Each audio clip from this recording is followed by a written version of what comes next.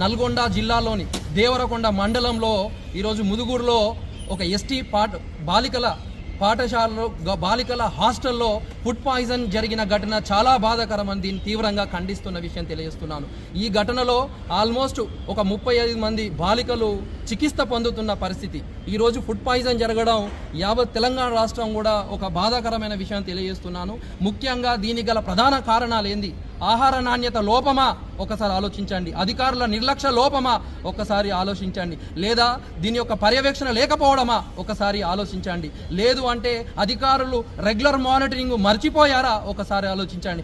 ఏది ఏమైనా దీని వెనుక ఎవరున్నా ఎంతటి వారున్నా చట్టపరమైన చర్యలు తీసుకోవాలని ఈరోజు ప్రభుత్వాన్ని విద్యాశాఖ మంత్రిని డిమాండ్ చేస్తూ ఉన్నాను, విజ్ఞప్తి చేస్తూ ఉన్నాను.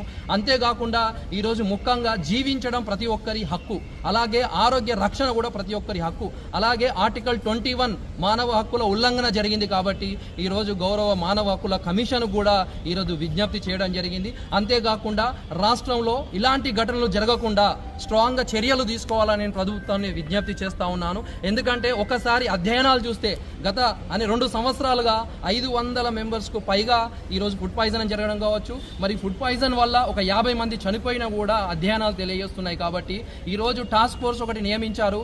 తెలంగాణ రాష్ట్రంలోని ఎస్సీ, ఎస్టీ, బీసీ, బడుగు బలహీన వర్గాల హాస్టళ్లను పర్యవేక్షించి యుద్ధ ప్రాతిపదికన అక్కడ ఉన్న లోపాలను గుర్తించి వెంటనే అక్కడ చట్టపరమైన చర్యలు తీసుకొని ఈరోజు బడుగు బలహీన వర్గాలందరూ ఎస్సీ, ఎస్టీ, బీసీ చదువుల కోసం అక్కడికి పోతున్నారు. ఆర్థికంగా లేదు, రాజకీయంగా లేరు, సామాజికంగా లేరు. కాబట్టి ఈరోజు ప్రభుత్వ పాఠశాలల వైపు మరియు ప్రభుత్వ కళాశాలల వైపు పోతున్నారు. ప్రభుత్వంపై నమ్మకం ఉంటుంది, వెంటనే చర్యలు తీసుకోవాలి, సస్పెండ్ చేయాలని తెలియజేస్తున్నాను. థ్యాంక్ యూ అండి.